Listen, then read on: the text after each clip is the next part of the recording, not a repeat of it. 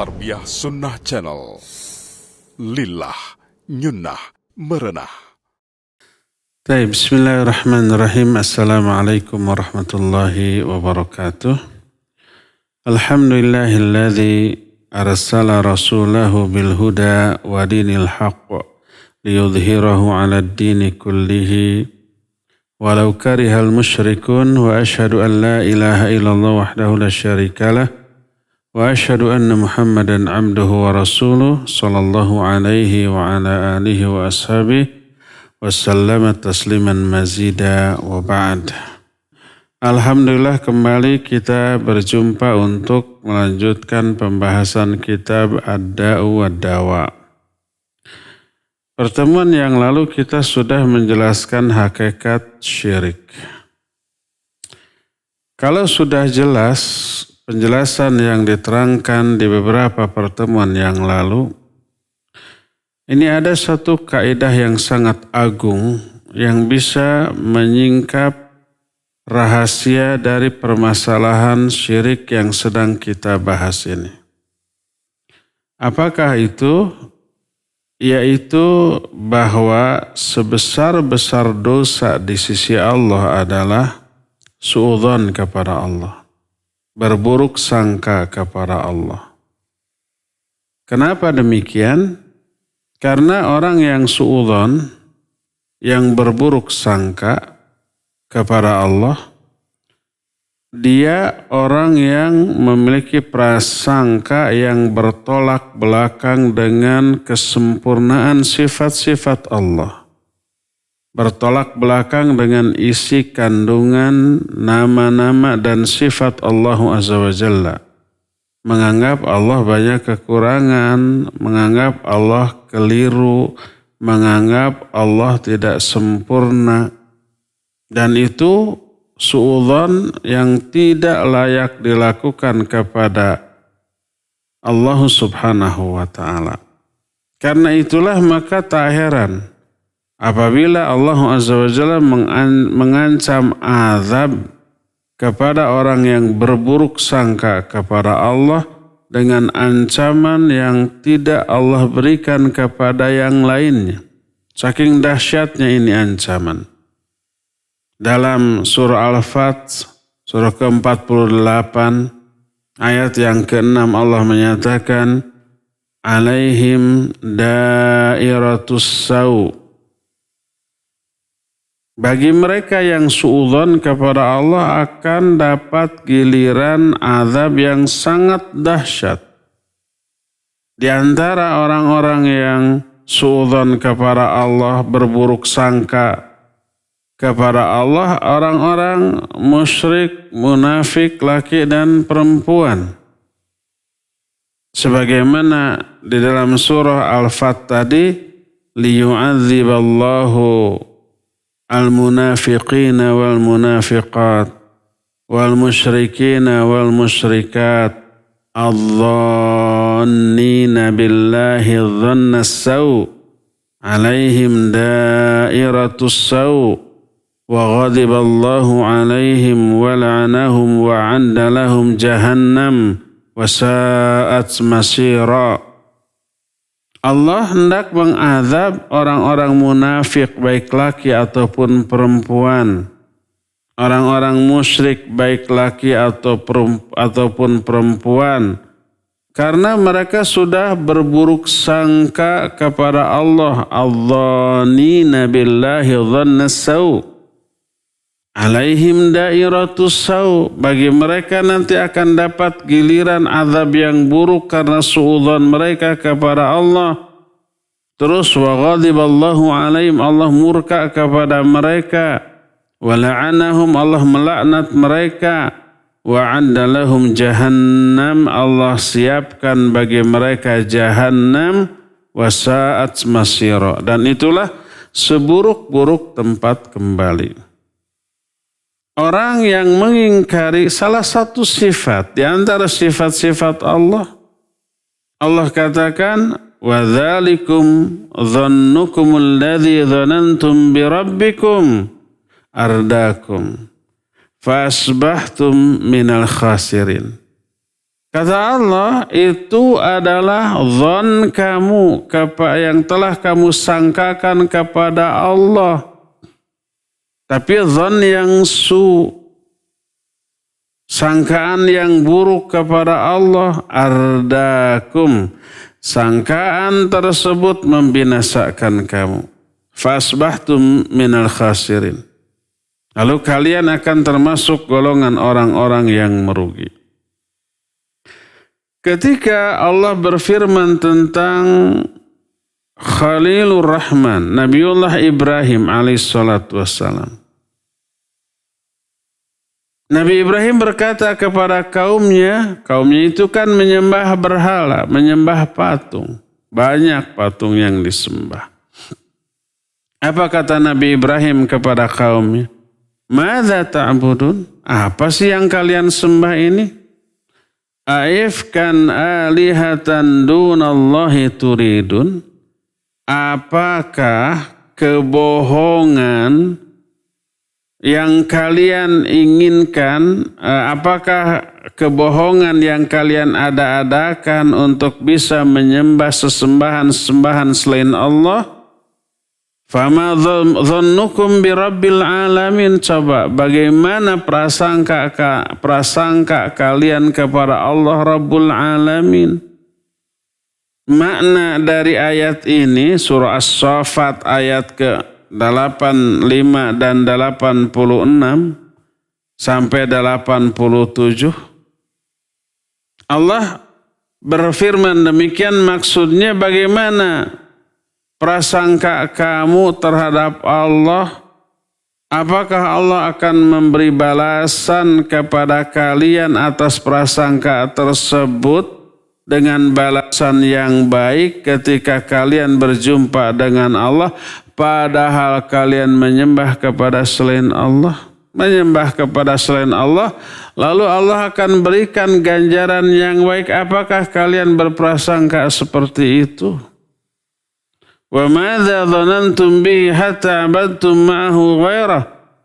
Bagaimana prasangka kalian kepada Allah sampai-sampai kalian menyembah selain Allah, selain menyembah Allah, kepada Allah menyembah, kepada selain Allah juga menyembah? Bagaimana kalian bisa berprasangka ada kekurangan di dalam nama-nama, sifat-sifat dan kerububiahan Allah sehingga mengharuskan kalian menyembah kepada selain Allah? Seandainya kalian berprasangka dengan prasangka yang sebenarnya kepada Allah, bahwa Allah itu Maha mengetahui terhadap segala sesuatu, Allah itu Maha kuasa atas segala sesuatu. Allah itu tidak butuh kepada apapun, tapi segala sesuatu butuh kepada Allah. Allah itu menegakkan keadilan di atas seluruh makhluknya. Allah itu esa menyendiri dalam mengatur, memanage kehidupan seluruh makhluknya. Tak ada yang membantu Allah sedikit pun dalam hal itu. Allah itu mengetahui rincian dari seluruh urusan. Tak ada sesuatu pun yang tersembunyi dari diri Allah dari kalangan makhluknya. Allah subhanahu wa ta'ala ini menyendiri dalam melakukan semua itu, tak membutuhkan satu pembantu pun. Allah itu Rahman dalam hal zatnya, tidak membutuhkan rahmat kepada pihak yang lainnya. Berbeda dengan raja-raja selain Allah dari kalangan manusia, para penguasa negara di dunia, baik presiden, raja ataupun kaisar, mereka membutuhkan orang lain untuk mengetahui keadaan rakyatnya, mengetahui kebutuhan rakyatnya, butuh orang yang membantu mereka dalam menunaikan kebutuhan rakyatnya itu, dan seterusnya dan seterusnya. Nah, Raja-raja lain butuh pembantu, butuh perantara untuk menunaikan tugasnya karena kelemahan mereka, karena keterbatasan kemampuan mereka dan ilmu mereka. Presiden tahu nggak keadaan rakyat di kampung-kampung? Enggak. Kecuali kalau mengirim tim, mengirim orang yang dia suruh, tahu harga-harga minyak goreng berapa harganya, penyebabnya kenapa, siapa yang bermain di balik itu nggak tahu. Kecuali dengan mengutus orang yang disuruh untuk menyelidiki hal tersebut. Itu orang butuh. Adapun Allah, zat yang maha kuasa atas segala sesuatu, yang tidak membutuhkan bantuan dari apapun dan dari siapapun, ghani terhadap segala sesuatu, mengetahui segala sesuatu, Rahman dan Rahim, yang Rahman rahmatnya mencakup segala sesuatu, maka membutuhkan perantara, membutuhkan pembantu di dalam mengurus urusan ini merupakan hal yang aib, merupakan kekurangan untuk zat yang maha kuasa, baik dalam hal kerububiyahan, keuluhiyahan ataupun yang lainnya. Siapa yang menyangka Allah butuh terhadap makhluk lain, berarti orang itu sudah suudzon kepada Allah. Mustahil Allah mensyariatkan kepada hamba-hambanya untuk melakukan hal itu. Mustahil. Akal, fitrah kita juga akan menolak hal tersebut. Itu merupakan sesuatu yang buruk menurut akal yang sehat, bahkan di atas seluruh keburukan. Kalau menyangka Allah membutuhkan makhluk untuk menunaikan tugasnya, membutuhkan makhluk sebagai perantara bagi hamba untuk beribadat kepadanya. Hal lain yang menguatkan adalah orang yang beribadah pasti mengagungkan yang diibadahinya. Dia merendahkan diri, tunduk dan patuh kepada yang diibadatinya. Allah subhanahu wa ta'ala zat satu-satunya yang memiliki hak untuk itu. Memiliki hak untuk memperoleh kesempurnaan pengagungan dan pemuliaan, dan hak seluruh hamba merendahkan dan menghinakan diri di hadapannya. Ini murni hak dia, hak Allah subhanahu wa ta'ala. Makhluknya tidak ada yang memiliki hak untuk itu, baik para malaikat ataupun para nabi yang mulia, nggak berhak diibadati, nggak berhak diagungkan. Dihormati, ya, harus dimuliakan, iya, para malaikat makhluk mulia, para nabi, para aulia itu makhluk mulia, dimuliakan, iya, dihormati, iya. Tapi tidak boleh diagungkan seperti mengagungkan Allah. Tidak boleh diibadati seperti kita beribadah kepada Allah subhanahu wa ta'ala. Ibadah pengagungan itu hanya milik Allah semata-mata. Maka termasuk kezaliman yang paling buruk adalah memberikan hak Allah kepada sesama makhluk. Makhluk diagungkan seperti mengagungkan Allah. Menjadikan makhluk sebagai sekutu bagi Allah dalam hal ini. Terlebih apabila yang dijadikan sekutu bagi Allah dalam hal ini adalah hamba Allah sendiri. Dan Allah Azza wa Jalla coba memberikan ilustrasi, gambaran, perumpamaan seperti yang Allah jelaskan dalam surah Rum ayat 28. Surah ke-30 ayat yang ke-28. Di ayat itu Allah berfirman, Daraba lakum mathalan min anfusikum. Allah telah memberikan perumpamaan kepada kalian, perumpamaan dari diri kalian juga. Hal lakum mimma malakat aymanukum min syuraka fima razaqnakum fa antum fihi sawa takhafunahum kakhifatikum anfusakum kadzalika nufassilul ayati liqaumi yaqilun. Kata Allah, apakah kamu memiliki hamba sahaya, budak belian, hamba-hamba sahaya yang kemudian makan bareng, berserikat, bersekutu dalam hal rizki yang kami berikan kepada kalian, makan bareng. Porsinya sama, menunya sama. Kalian takut kepada mereka, takut jatah kalian diambil oleh mereka, takut jatah kalian kurang karena harus diberikan kepada mereka. Apakah begitu? Demikian pula kami merinci menjelaskan ayat-ayat kami kepada kaum yang berakal. Oleh karena itu kalau umpamanya seorang majikan di dunia, dia tidak perlu khawatir tentang rizkinya yang harus dibagi dua dengan hamba sahaya yang dimilikinya. Nggak akan, pasti beda porsinya, menunya, dan seterusnya. Nah, kata Allah Azza wa Jalla,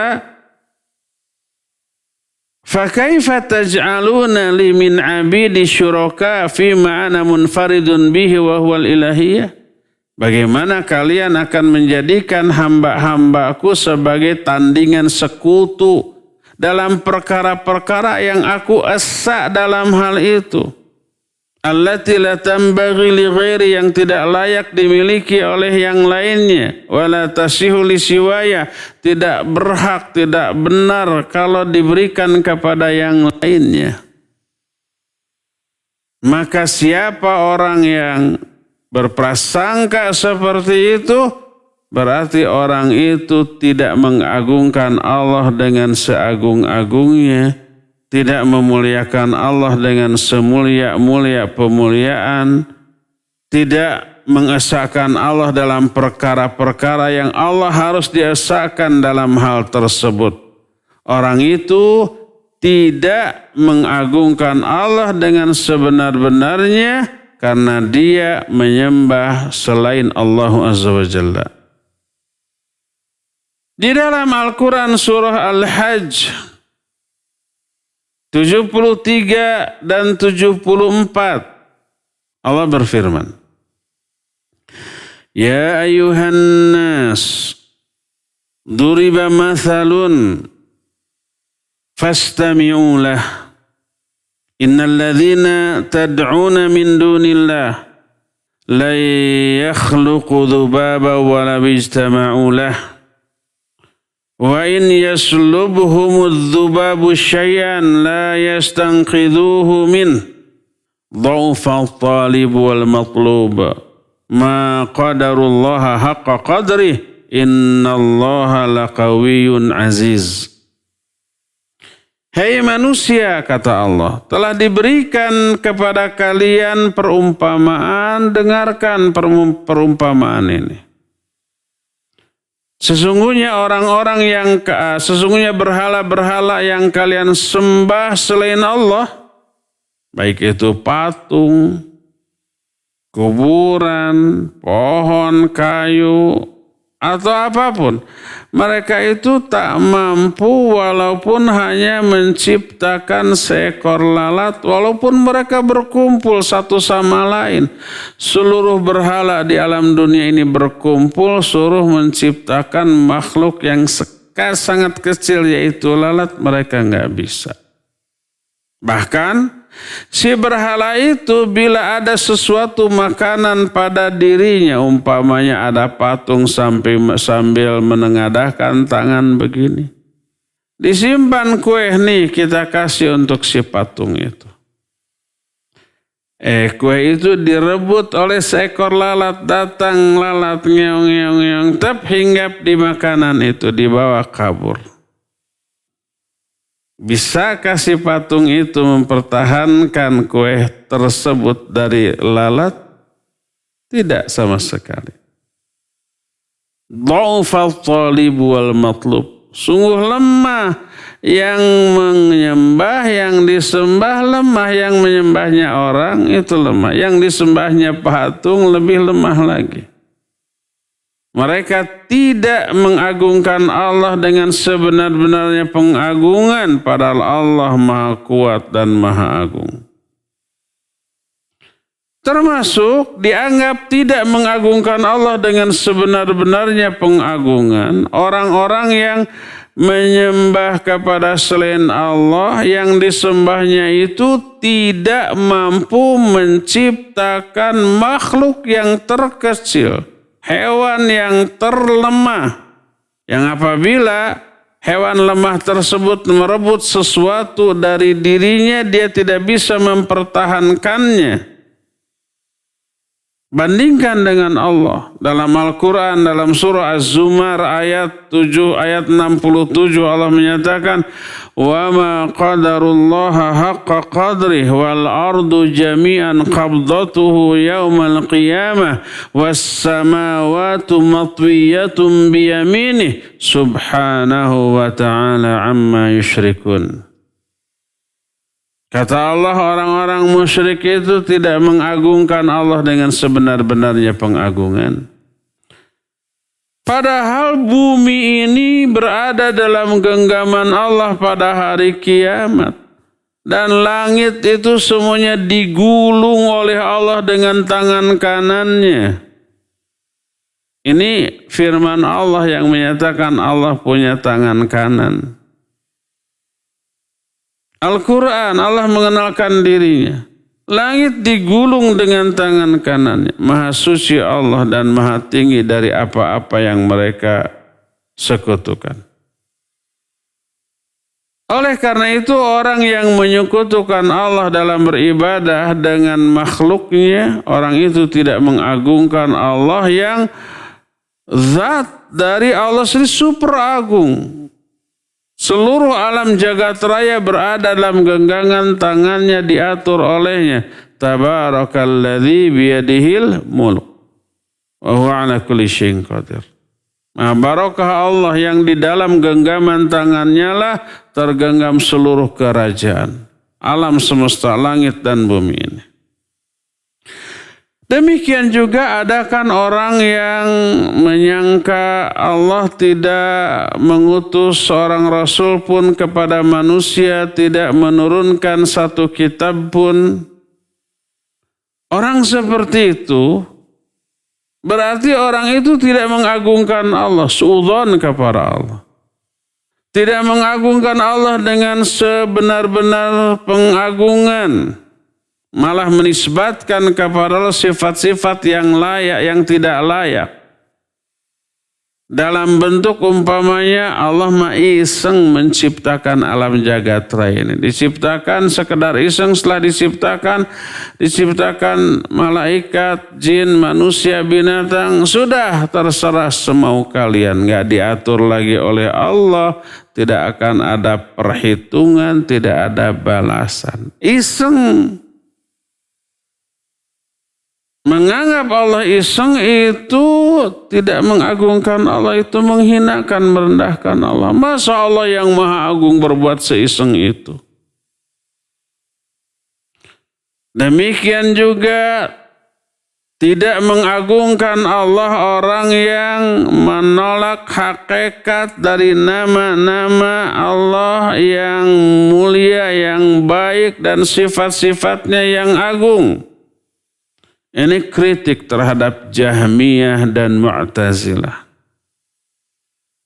Yang menolak, mengingkari adanya sifat-sifat Allah.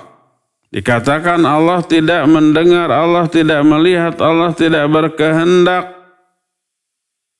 Allah tidak di atas kehendak makhluk, tidak berbicara.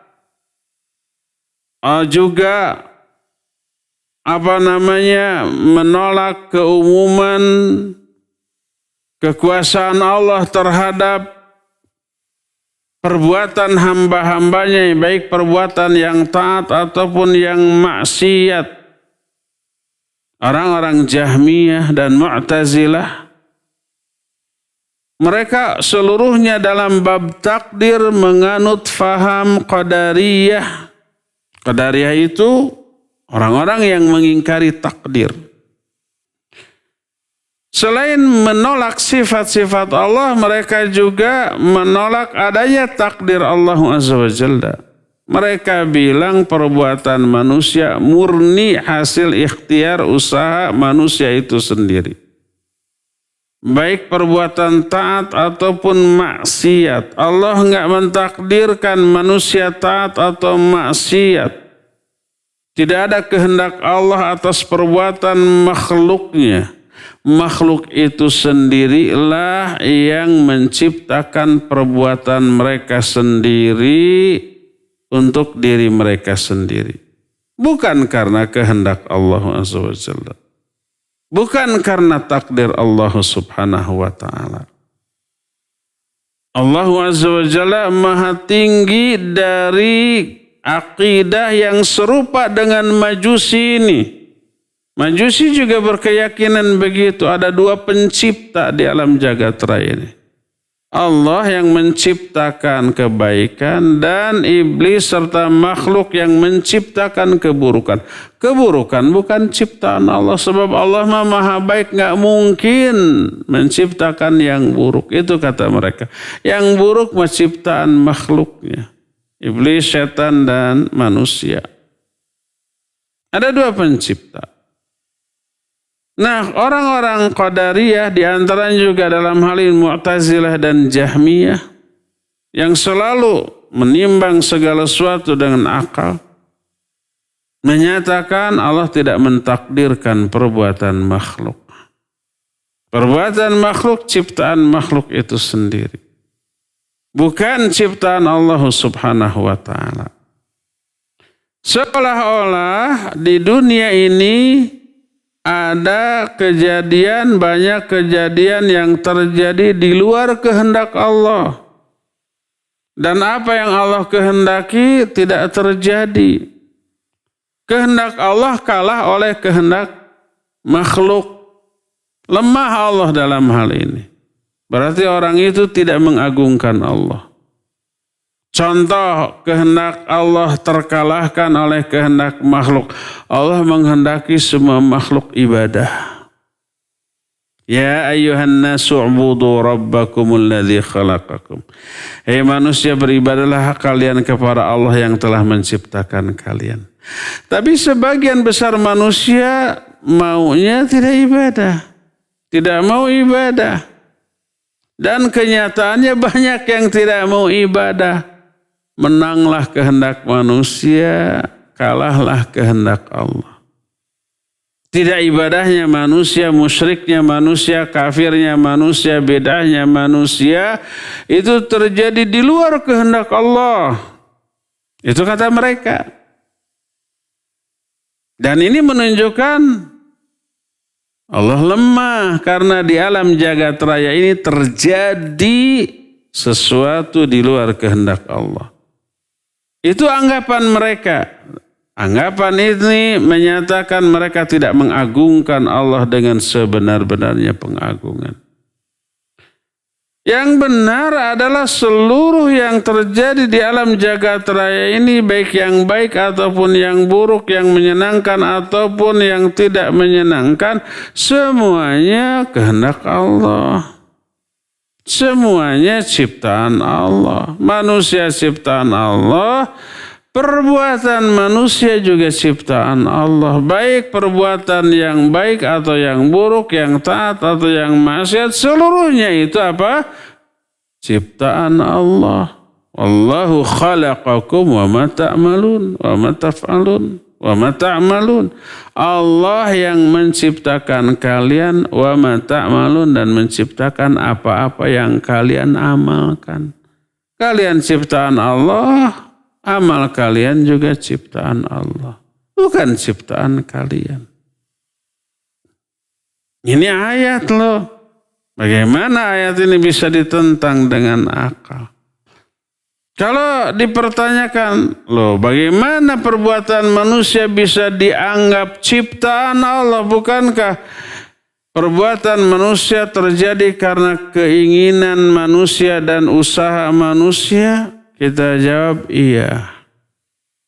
Lalu kenapa diklaim sebagai ciptaan Allah? Ayo kita usut. Kenapa manusia berkehendak melakukan perbuatan itu? Kehendak itu dari mana?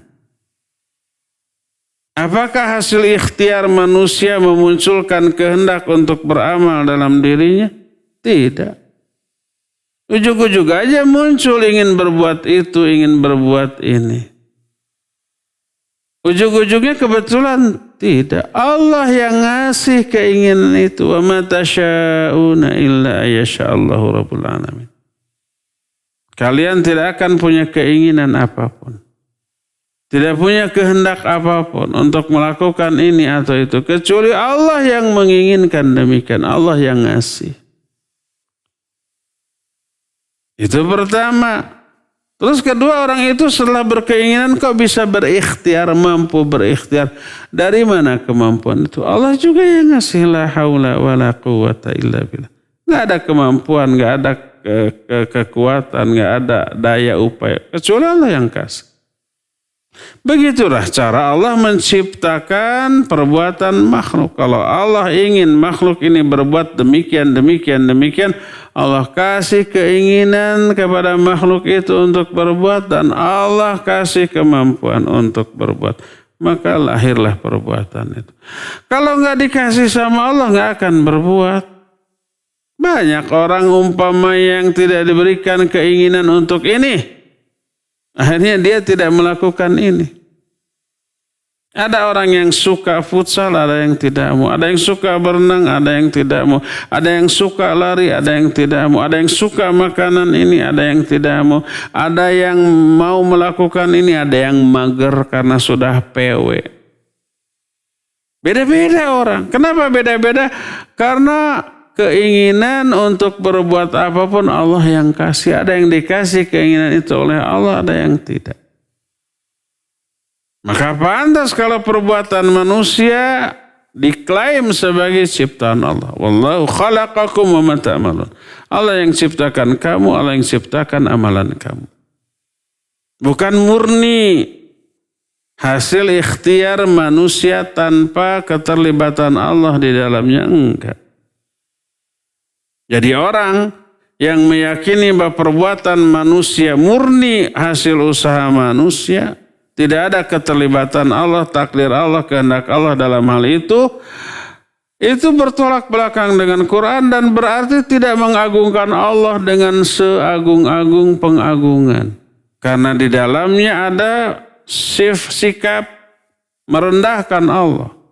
Di dunia ini terjadi banyak hal di luar kehendak Allah dan itu kelemahan. Kehendak Allah terkalahkan oleh kehendak manusia. Ini kelemahan. Maka orang-orang yang berkeyakinan qadariyah bahwa Allah tidak mentakdirkan segala sesuatu, baik umum ataupun rinci, berarti dia tidak mengagungkan Allah dengan sebesar-besar pengagungan. Demikian juga, ini yang berikut ini kritik kepada Jabriyah atau Jabariyah. Jabariyah ini berkeyakinan bahwa manusia dipaksa untuk melakukan kehendak Allah. Semuanya sudah ditakdirkan dan itu benar. Tapi kebablasan Jabriyah ini. Segala sesuatu ditakdirkan, kita hanya menjalani takdir, tidak ada ikhtiar, tidak ada keinginan. Kita terhadap perbuatan kita yang kita lakukan taubahnya bagaikan kapas. Kapas yang melayang-layang di udara terhembus angin. Kadang mengarah ke timur, kadang ke barat, kadang ke atas, kadang ke bawah, kadang ke kiri, kadang ke depan. Kadang ke kanan. Apakah kapas ketika melayang itu keinginan dia dan ikhtiar dia? Tidak. Dia hanya terbawa oleh angin. Angin bertiup ke utara, dia akan terbang ke utara. Angin ke selatan, dia terbang ke selatan. Angin ke atas, dia akan naik ke atas, ngumpul. Anginnya menyedot ke bawah, dia akan ikut ke bawah. Melayangnya kapas terpaksa karena keadaan. Ya, bukan karena keinginan kapas, ingin ke atas enak, lalu dia ikhtiar ke atas, enggak. Atau seperti matahari yang bersinar memancarkan cahayanya.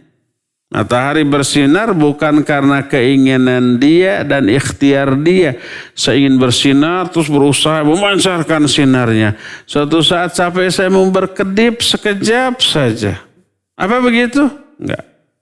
Matahari memancarkan sinarnya setiap detik dari awal sampai kiamat nanti, bukan kehendak dia, bukan ikhtiar dia.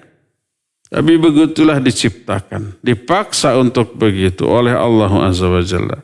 Sebagaimana kapas dipaksa melayang ke arah manapun sesuai dengan arah angin, dipaksa oleh angin. Kata Jabriyah, manusia terhadap perbuatannya juga seperti itu. Dipaksa untuk melakukan apa yang Allah takdirkan atas dirinya. Tanpa ada kehendak, tanpa ada ikhtiar. Ini kebablasan. Tanpa ada bahwa manusia sudah ditakdirkan, betul. Tapi tanpa kehendak, tanpa ikhtiar, ini keliru. Manusia punya kehendak, punya kemampuan untuk ikhtiar. Ayat menjelaskan, hadis menerangkan, apa yang kita rasakan juga membuktikan hal itu.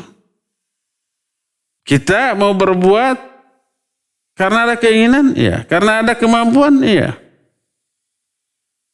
Bertolak belakang kenyataan ini dengan keyakinan Jabriyah.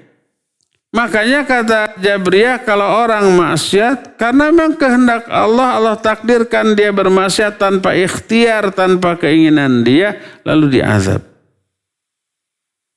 Orang itu tidak mengagungkan Allah dengan seagung-agungnya.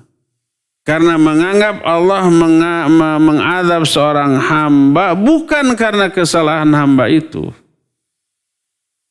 Imam Ibnu Qayyim menyatakan, wa kadzalika ma qadarahu haqqa qadrih man qala innahu yu'aqibu 'abdahu 'ala ma la yaf'aluhu al-'abdu wa la lahu 'alaihi qudratan wa la ta'thir qudratun wa la ta'thirun lahu fihi al-battah bal huwa an-nafsu fi'lir rabbi jalla jalaluh fayu'aqibu 'abdahu 'ala fi'lihi huwa subhanahu alladzi jabara al-'amda 'alaihi wa jabaruhu 'ala al-fi'li a'dham min ikrahil makhluq lil makhluq.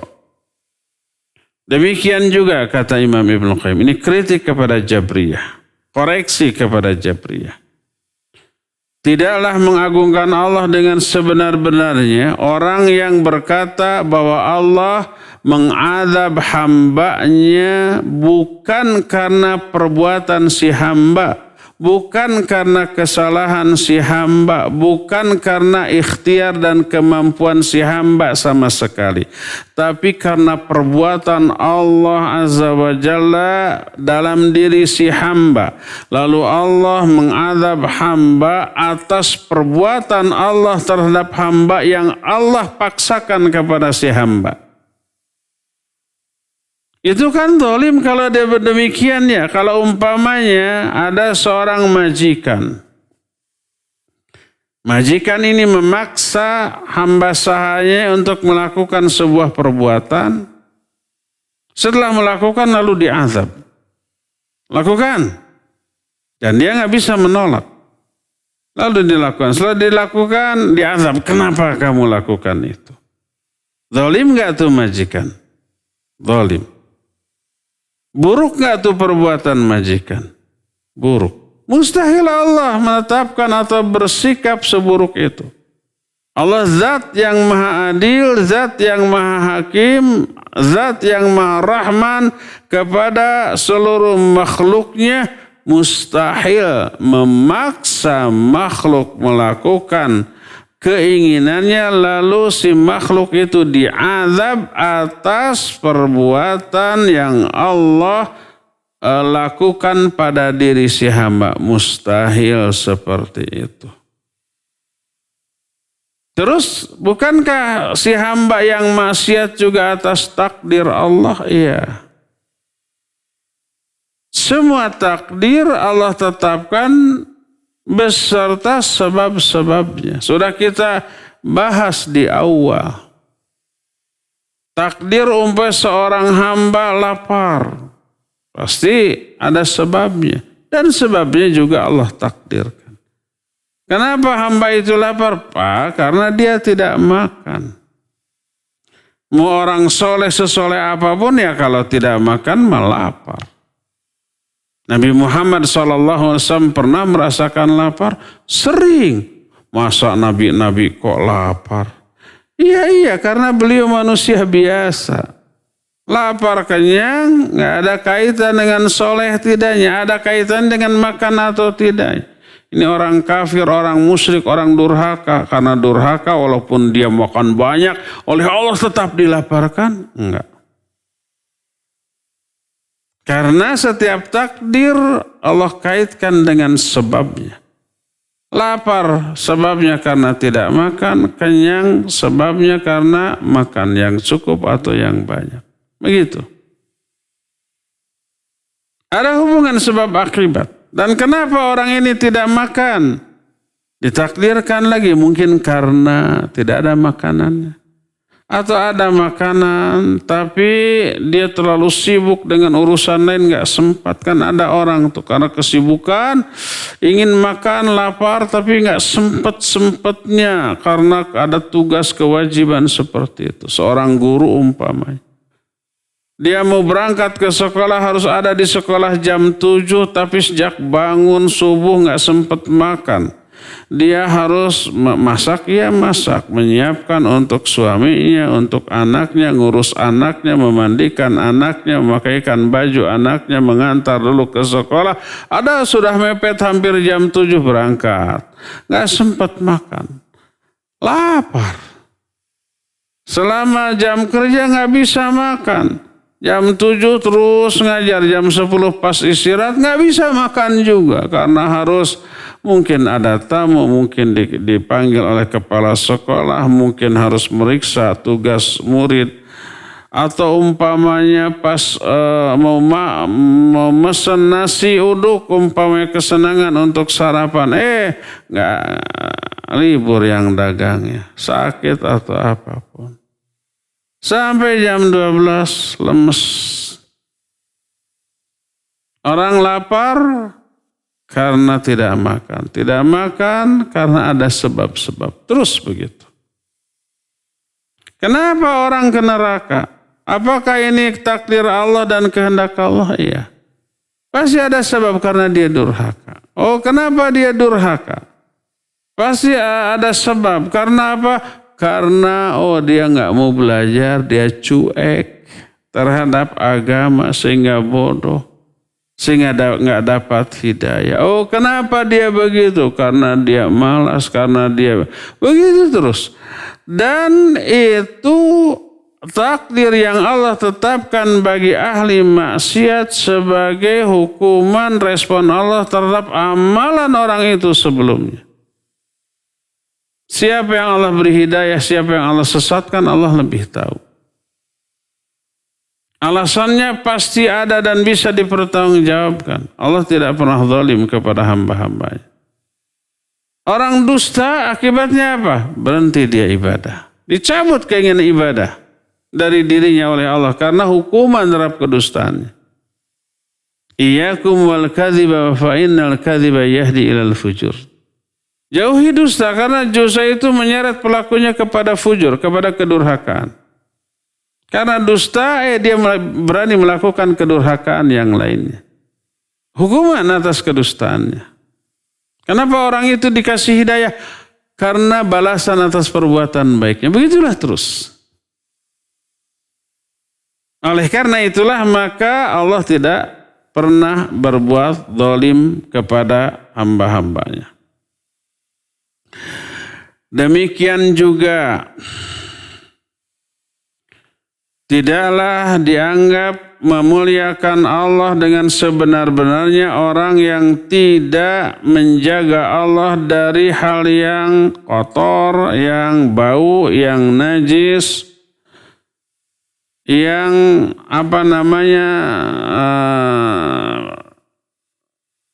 menganggap Allah menempati tempat yang dia sendiri tidak mau menyebut namanya saking kotornya, baunya atau tidak layaknya. Tapi dia menolak istiwanya Allah di atas arsy. Ini kritik Al-Imam Ibnu Qayyim kepada keyakinan Allah di mana-mana.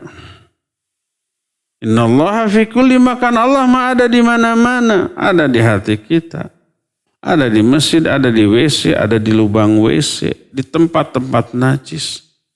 Karena berkeyakinan Allah ada di mana-mana.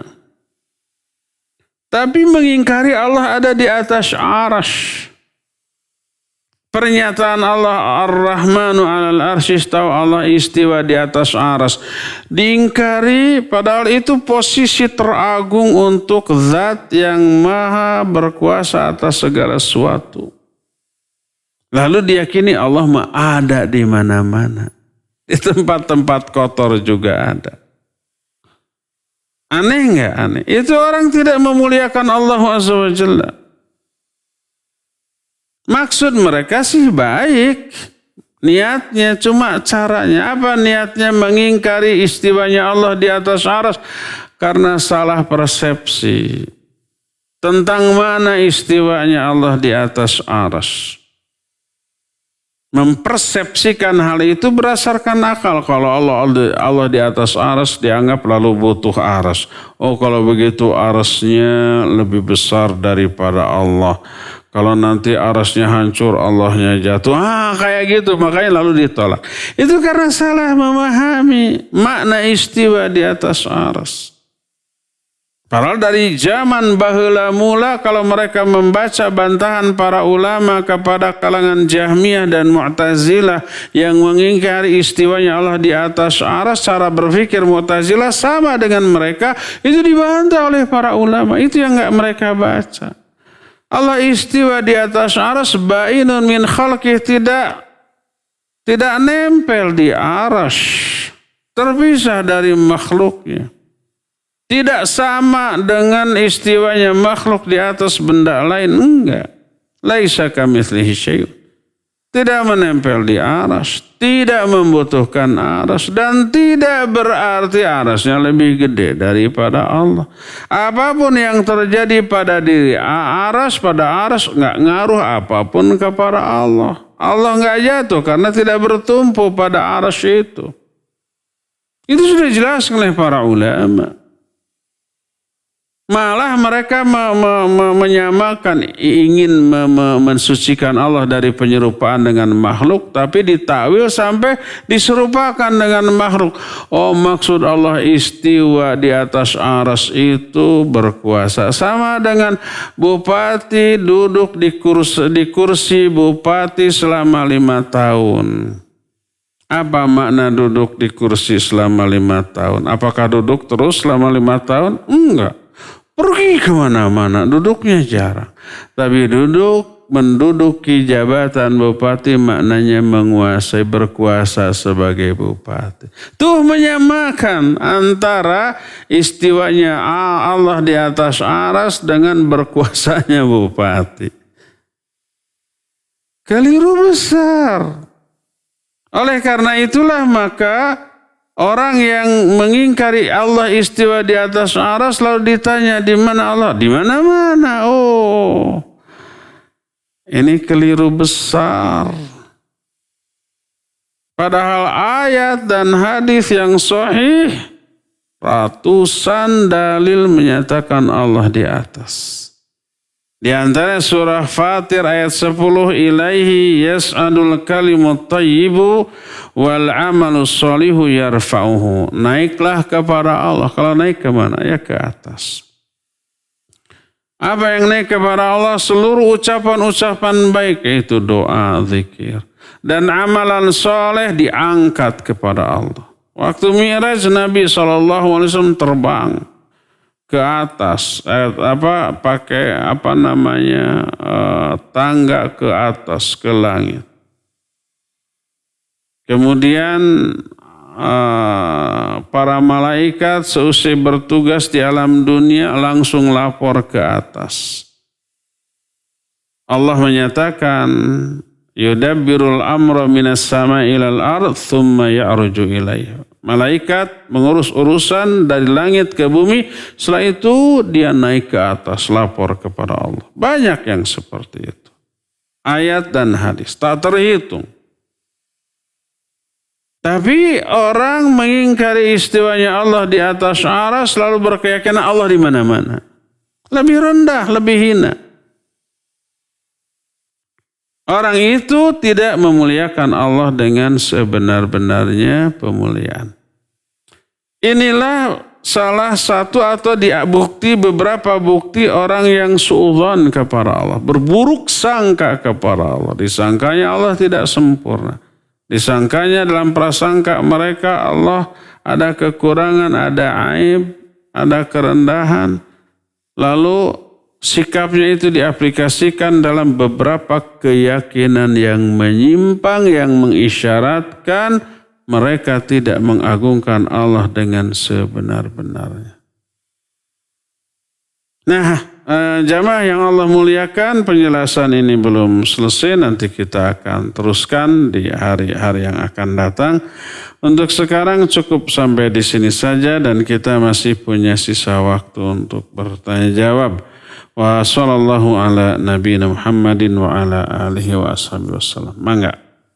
Syukran Ustaz atas pemaparan materi yang telah disampaikan, dan ikhwati iman azani Allah wa iyyakum, para pendengar dan pemirsa dimanapun antum berada, silakan bagi antum yang akan bertanya kepada Ustaz, kami berikan kesempatan di sesi tanya jawab ini. Antum bisa bertanya langsung kepada Ustaz melalui line telepon di nomor 022 8686 2637. Sekali lagi di line telepon 022 8686 2637 ataupun bisa melalui pesan singkat ke nomor 0811 227 1476. Sekali lagi kirimkan pertanyaannya melalui pesan singkat ke nomor 0811 227 1476. Baik, sambil menunggu penelpon yang masuk, apabila ada pertanyaan pertama Ustadz dari hamba Allah tidak menyebutkan namanya di mana. Beliau bertanya, Ustadz, salahkah jika kita berkata kepada Allah, kenapa ini terjadi kepada saya, Ustadz? Nah, silakan Ustadz. Ya, barakallahu fiik. Benar apa salah kalau kita bertanya, ya Allah, kenapa engkau lakukan ini kepada saya, atau kenapa ini terjadi kepada saya? Benar apa salah? Ucapan itu adalah ucapan yang benar-benar salah. Salah banget. Karena apa? Allah itu tidak boleh ditanya kenapa Allah melakukan itu. Allah menyatakan la yus'alu amma yaf'alu wa hum yus'alun. Allah tidak boleh ditanya tentang kenapa Allah melakukan itu, tapi mereka yang ditanya. Manusia, kenapa kamu berbuat begini dan berbuat begitu? Karena apa? Karena pasti Allah adil di dalam menetapkan segala yang Allah lakukan. Yang harus dipertanyakan adalah introspeksi. Kenapa Allah sampai menghukum saya dengan hukuman seperti ini? Kenapa Allah memberi musibah kepada saya sampai seperti introspeksi, bukan bertanya kepada Allah. Coba pasti ada ketemu sebabnya, oh mungkin saya lalai dalam menunaikan kewajiban. Ada larangan Allah yang dilanggar. Ada dosa maksiat yang saya lakukan. Allah masih sayang, makanya dihukumlah saya dengan yang seperti ini. Apa yang terjadi? Tobat. Jangan sampai, kenapa saya itu ibadah terus-terusan tapi kok sengsara terus. Coba pertama, apakah ibadahnya benar apa tidak? Kedua, selain ibadah selain ibadah, ada nggak larangan Allah yang dilanggar? Kualitas ibadah kita kayak apa? Terutama niat ibadah kita itu memang untuk dunia apa? Kenapa saya ibadah terus tapi kok miskin? Oh, ibadahnya agar kaya. Salah niat ibadahnya. Kenapa saya ibadah terus-terusan tapi jomblo aja? Oh, untuk nyari jodoh ternyata. Salah niat. Introspeksi, tobat, perbaiki diri. Itu yang harus kita lakukan, bukan mempertanyakan apa yang Allah lakukan. Allahu a'lam. Mangga. Syukran Ustaz. Pertanyaan selanjutnya dari Agus Wahid di Sukapada, Cibenying Kidul, Bandung. Ingin bertanya di luar tema tentang keutamaan kurban Ustaz. Jika kita punya uang yang sudah dialokasikan buat bayar SPP sekolah anak buat 5 bulan ke depan, apakah kita terkena kewajiban berkurban Ustaz? Barakallahu fiik. Silakan. Baik, wa fika barakallah. Bayar SPP hukumnya apa? Wajib apa sunnah? Wajib. Kalau enggak dosa enggak? Ya dosa lah. Karena kewajiban ya. Kita sudah menandatangani kesepakatan setiap bulan bayar sekian. Itu wajib. Karena sudah janji ya. Maka tunaikan. Tapi untuk di bulan itu, untuk 4 bulan 5 bulan ke depan kan belum wajib. Tapi uang sudah ada, maka alokasikan untuk kewajiban saat itu. Insya Allah Allah akan mudahkan untuk SPP 5 bulan yang akan datang. Pakai kurban dulu, Allah akan ganti insya Allah ya. Allahu a'lam. Baik, pertanyaan selanjutnya Ustadz. Ustadz, bismillah Ustadz, orang tua kami sudah dalam daftar tunggu haji menurut data berangkat tahun depan atau 2023. Qadarullah ayah kami meninggal dan ibu sakit-sakitan. Jika mengundurkan diri karena keadaan tersebut, apakah orang tua kami sudah mendapatkan pahala naik hajinya Ustadz? Barakallahu fiik. Silakan Ustadz. Ya, wa fika barakallah. Taib.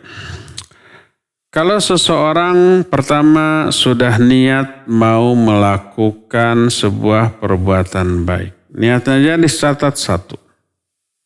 Kalau seorang sudah niat melakukan sebuah amal baik, dicatat 1 pahala.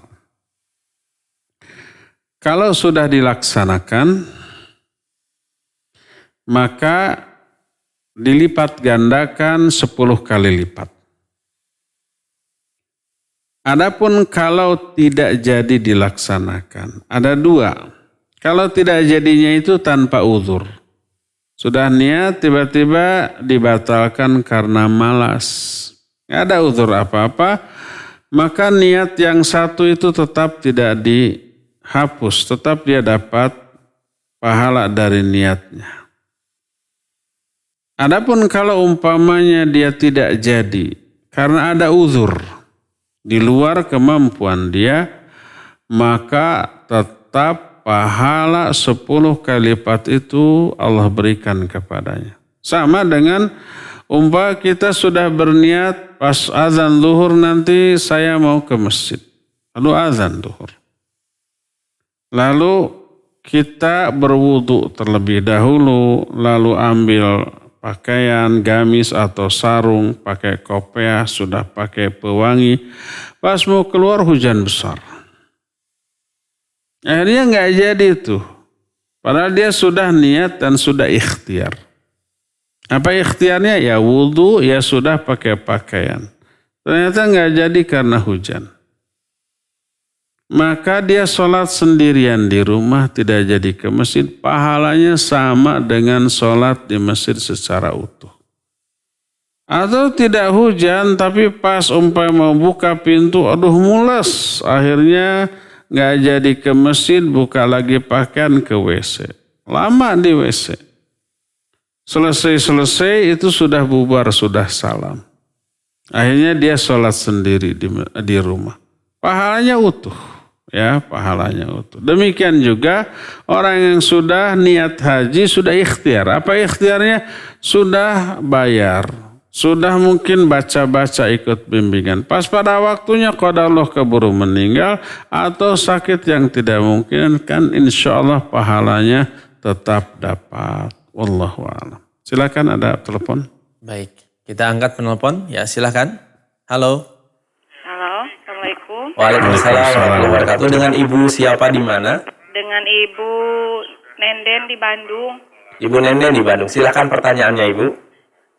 Ini mau tanya kalau terkait LGBT itu, kalau LGBT kan suka bersandarnya saya begini karena takdir gitu kan.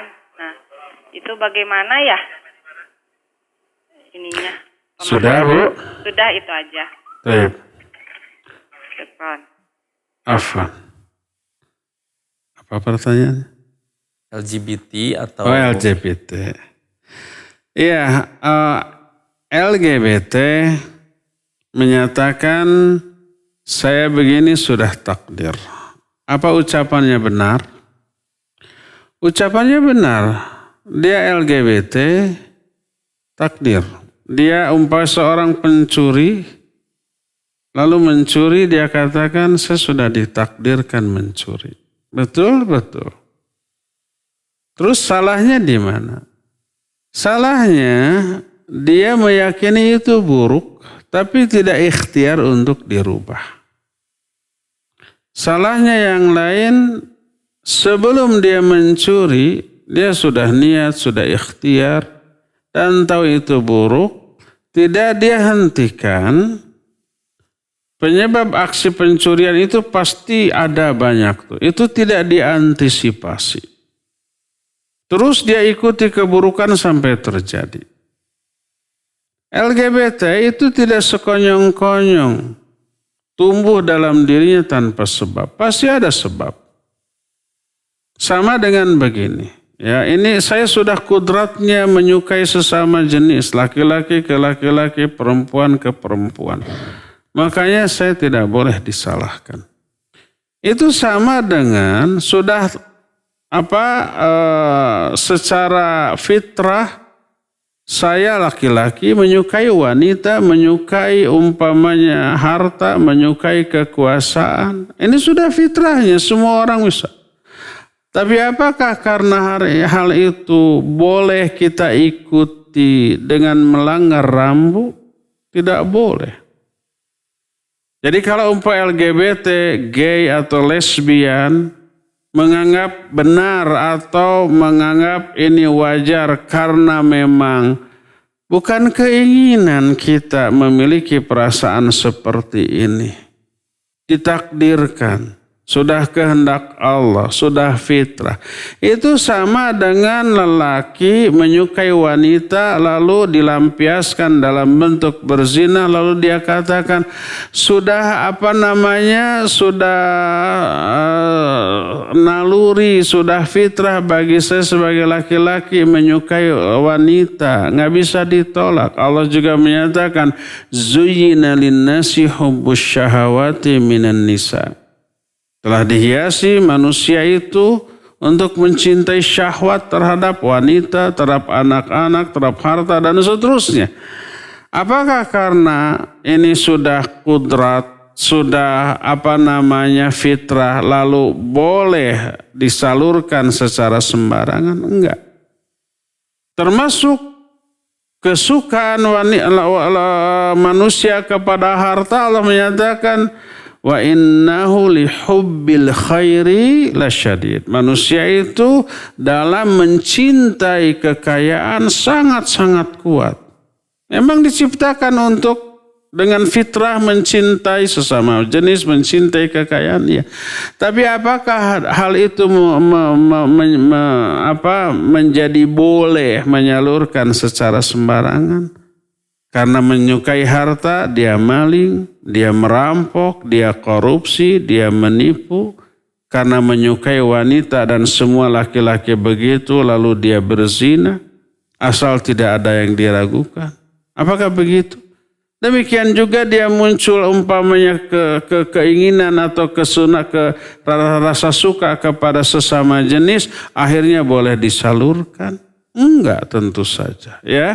Ada mekanisme, boleh menyalurkan syahwat kepada lawan jenis, ada mekanismenya yang halal, nikah. Boleh mengambil kekayaan sebanyak-banyaknya asal mekanismenya yang benar. Bisa berdagang, bisa jual jasa, ya, bisa apapun yang Allah halalkan di dalam meraih harta, boleh. Nah, seperti itu. Adapun LGBT, ya, diberinya seseorang rasa suka kepada sesama jenis, ini hukuman Allah atas perbuatan dia sebelum.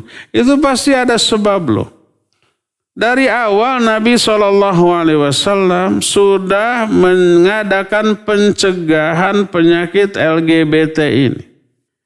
Makanya tidak boleh umpamanya adik kakak sekalipun tidur satu kamar, satu kasur berdua, satu selimut berdua. Walaupun laki-laki sama laki-laki, apalagi laki sama wanita. Wanita sama wanita. Jangan sampai satu selimut berdua, pisah dari awal itu.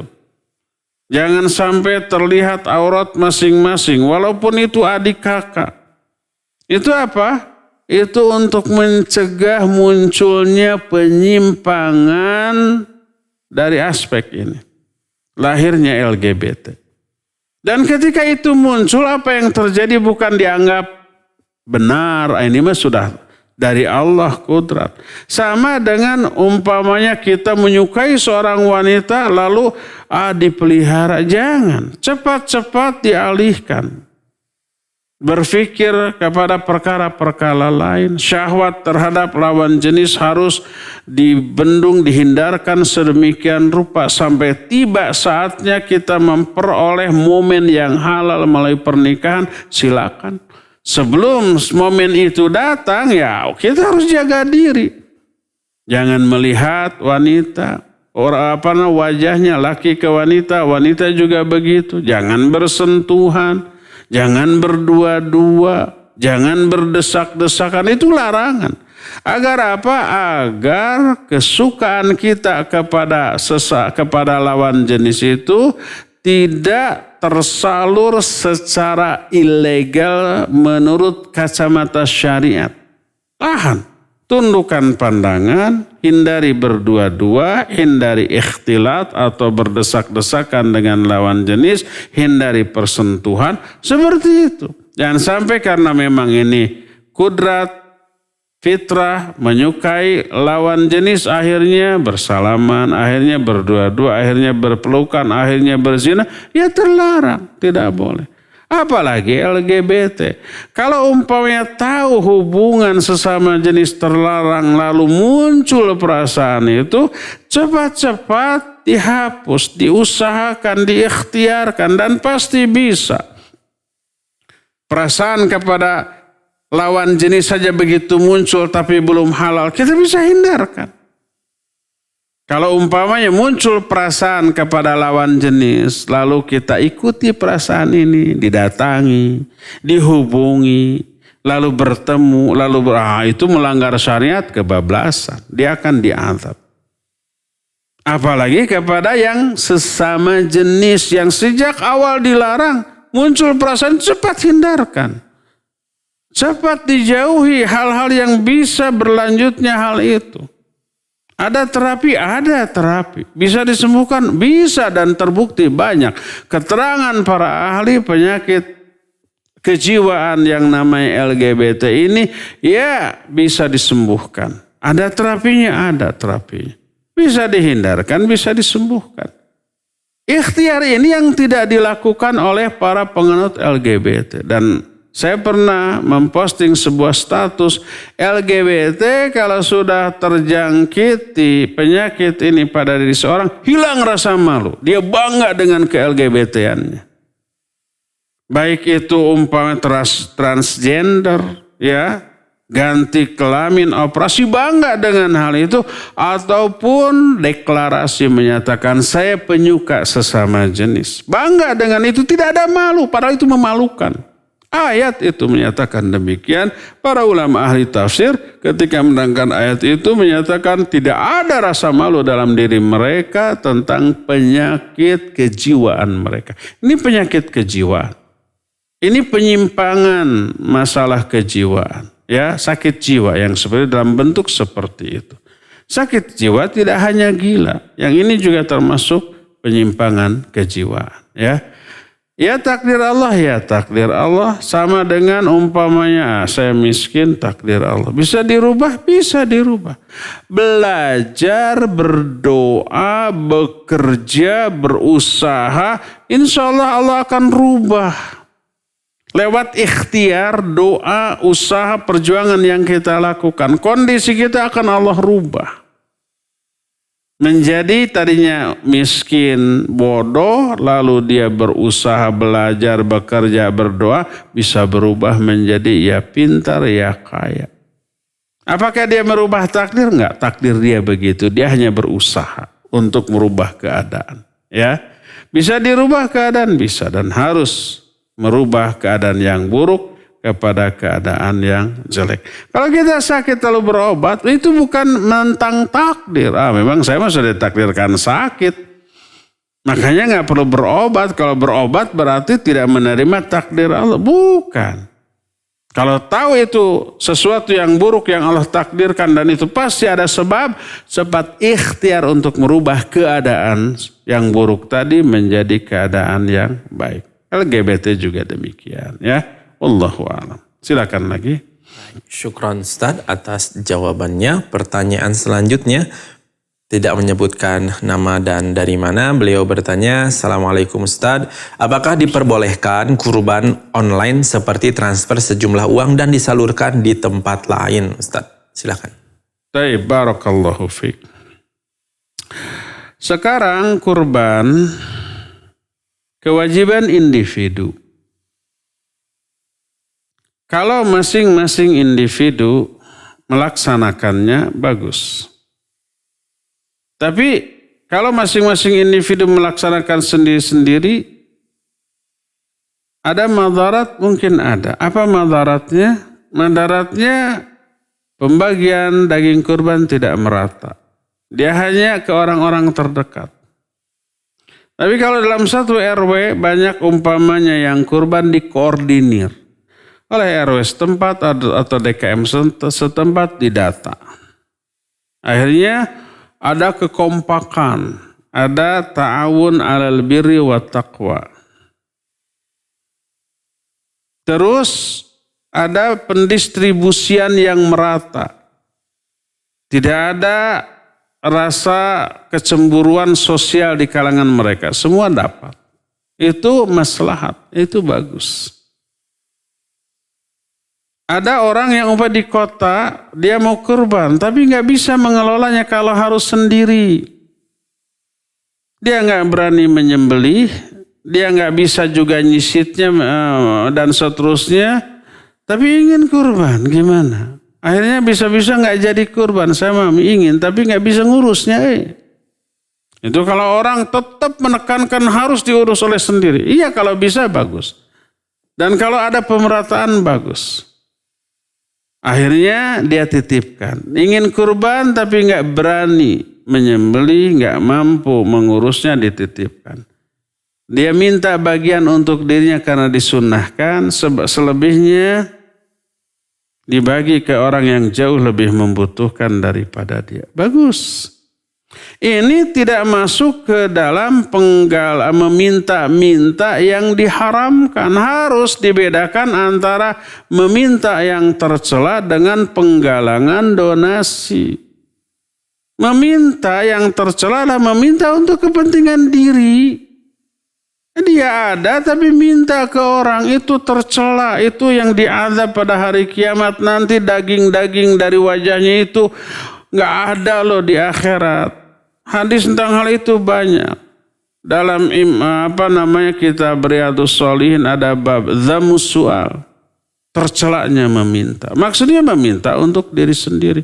Tapi kalau penggalangan donasi bukan untuk diri sendiri, untuk umat, untuk membangun masjid, untuk membangun pesantren, untuk membangun umpamanya aktivitas dakwah, tidak terlarang.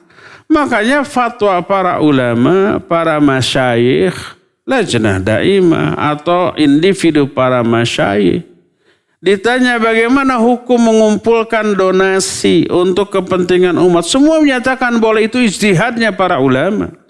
Nggak boleh diterima, haram, terlarang, ada larangan meminta, tercelaknya meminta. Ini sarah penerapan dalil. Yang haram meminta itu untuk pribadi. Ya kalau umpamanya jangan digalang donasi, ada yang mau nyumbang silakan, yang enggak ya sudah. Ya banyak orang yang mau nyumbang tapi nggak tahu kemana ini harus disumbang, harus disalurkan. Begitu kita umumkan, oh ini ada, alhamdulillah. Dan kita tidak memaksa. Dan itu bukan untuk kepentingan pribadi si panitia yang mengumpulkan donasi. Kalau toh ada penyimpangan, khianat, ya itunya yang disalahkan. Pengkhianatannya tidak boleh dipukul rata, penggalangan donasinya yang disalahkan. Enggak, banyak penggalangan donasi yang amanah. Jadi kalau ada kesalahan di dalam pengelolaan donasi, jangan disalahkan penggalangan donasinya, tapi penyimpangannya itu. Penggalangan donasi perlu.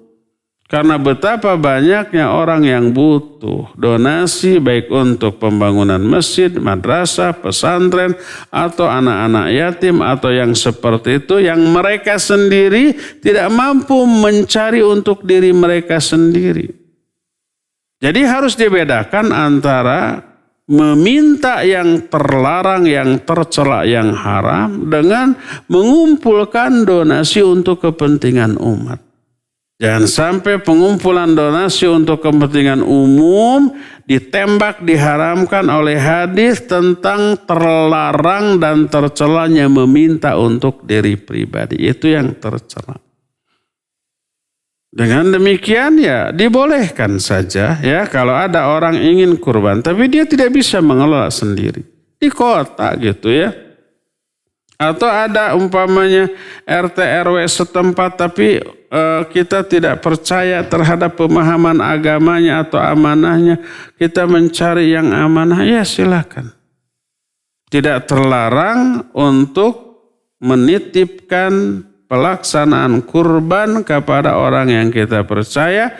Sebagaimana Nabi SAW pun mengamanahkan pengurusan kurban beliau kepada Ali bin Abi Thalib radhiyallahu anhu. Boleh, asal amanah ya. Kalau tidak ada amanah, yang ada pengkhianatan, salahkan pengkhianatannya, bukan salahkan mewakilkan kurbannya kepada pihak lain. Mewakilkan kurban kepada pihak lain ada sunnahnya. Nabi mewakilkan kepada Ali bin Abi Thalib radhiyallahu anhu. Itu dibolehkan. Asal amanah ya. Demikian wallahu a'lam bishawab. Cukup ya sampai di sini. Insyaallah kita akan berjumpa kembali di kesempatan yang akan datang. Subhanakallahum bihamdik asyhadu an la ilaha illa anta astaghfiruka wa atubu ilaik. Walhamdulillah rabbil alamin. Wassalamualaikum warahmatullahi wabarakatuh.